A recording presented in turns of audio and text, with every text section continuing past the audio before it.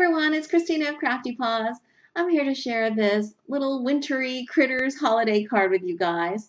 This is my entry into SLIMcards 2016 Holiday Flash Challenge. Shonda is hosting this challenge through, I think, 6 p.m. Pacific time on November 2nd, so there's still a little time to participate. And all you have to do is share a holiday project. And it doesn't have to be Christmas, it can be any kind of holiday. And I wanted to share this card with you guys because I have to admit I was a little bit, I don't know, sad isn't quite the right word. I was a little bit melancholy, I guess, that Halloween was over and, I'd have to wait another year to really do Halloween projects again. So I was so glad that Shonda was hosting this challenge to get me kind of revved up again and to get me into the holiday spirit. And I was also really happy that I had these super cute images from Stacy Yakula. They're available at Purple Onion Designs, and they're all sold separately. And I decided I was going to use Puddles, the dog, Icicle, the polar bear, and Birch, the bunny, in this little trio of critters for this holiday card. And I think they came out really cute. This is also a Diamond Dies design team project because I was able to use the Ovals nesting die set and the Winter Snowflake die set to kind of decorate and design this card. Diamond Dies, by the way, is having a sale right now through November 12th. And if you use the coupon code Christina15, you'll get 15% off and free worldwide shipping on all orders. No minimums. So I'm going to attach a coloring video so you guys can see how I colored up these little critters with my Zig Clean Color Real Brush markers and a water brush. But first let me tell you about the design of the card. I basically just took a white cardstock base and I ran it through my Big Shot with the Snowflake embossing folder by Cuttlebug. And then I used the fourth largest oval from the Diamond Dies Oval Nesting die set and cut a window out of the card front so then I could adhere from the back this colored image and perfectly frame them in this oval.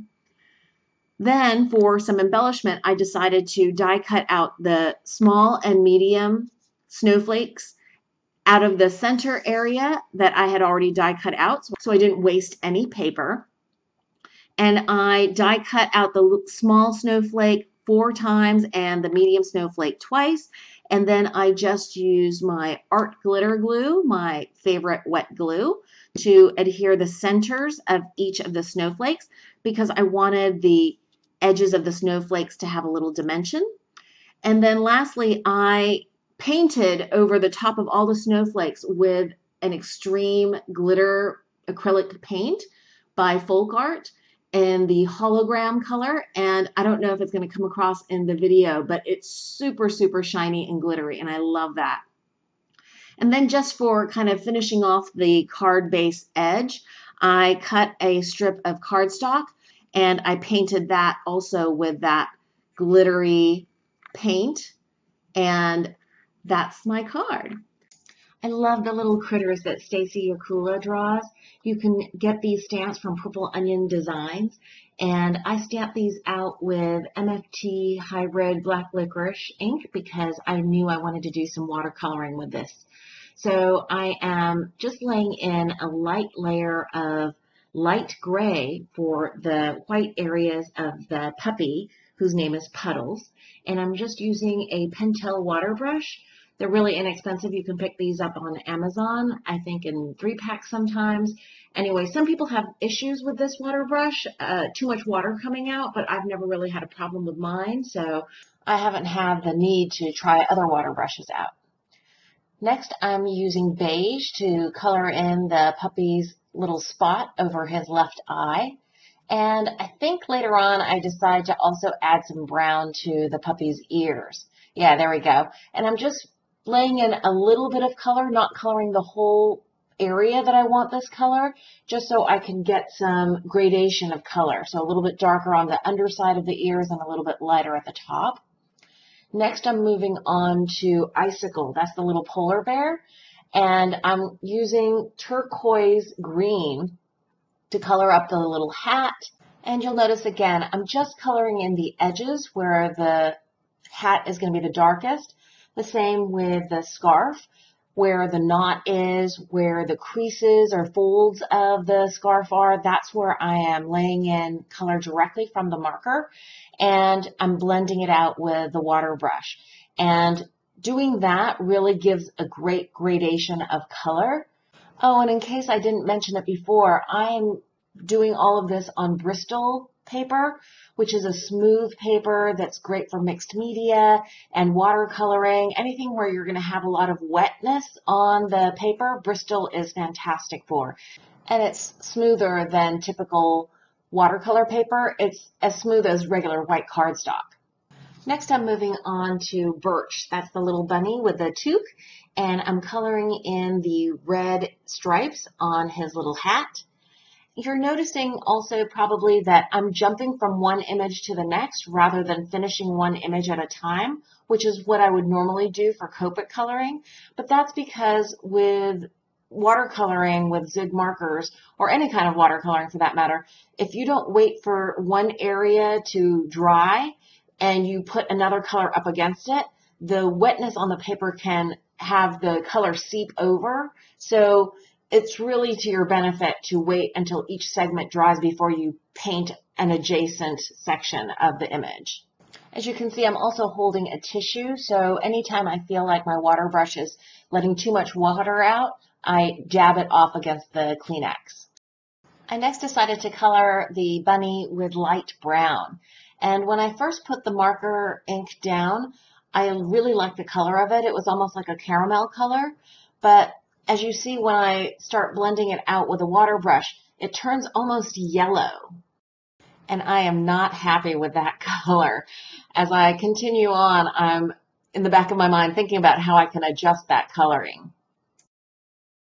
Here you see me coming in with the regular brown, and I am hoping that this with the light brown underneath it will turn it into the kind of caramel color I was hoping for originally. And you'll see that I'm just putting in at the base of the ears and just at the edges of the face and under the brim of the hat.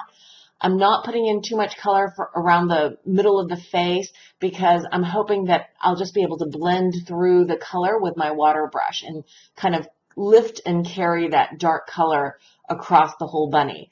And it does seem to work. The blending abilities with the water brush on Bristol paper with the zig markers is really amazing.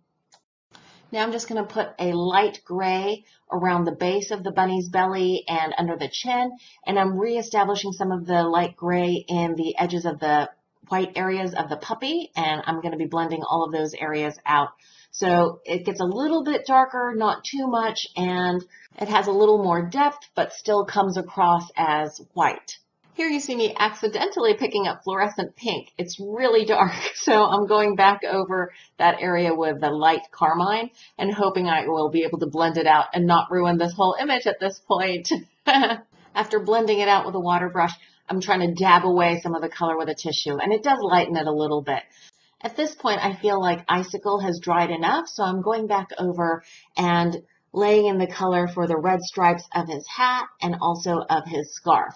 These are tiny little areas, and luckily these Zig Clean Color Real brush markers have a very fine brush tip, so you can get into all those little tiny areas. And again, with my water brush, I'm just dabbing the color because it's basically releases, I think, a little bit of the pigment and blends it out so that the little tiny areas even have a little bit of color variation. These areas are so small you don't really need to do that. You could just color it in with a marker and leave it alone, but I like getting that tiny bit of variation in the coloring. Now I'm going back in again with the turquoise green just to get a little bit darker around the edges. I think that if you get a bigger range of color, light to dark, it makes the images pop a little bit more and gives them more of a three-dimensional look. And I think that's one of the other tips for watercoloring. You can really bring up the intensity of the colors in watercoloring just by building up layers of color. So if you're used to the intensity of Copic coloring and you don't think you can get that with watercolors, that's wrong. If you just lay in the first color, it might look a little pale. You lay in the next 2 or 3 layers of color and you can get just as rich and vibrant colors from watercoloring as you can with alcohol markers.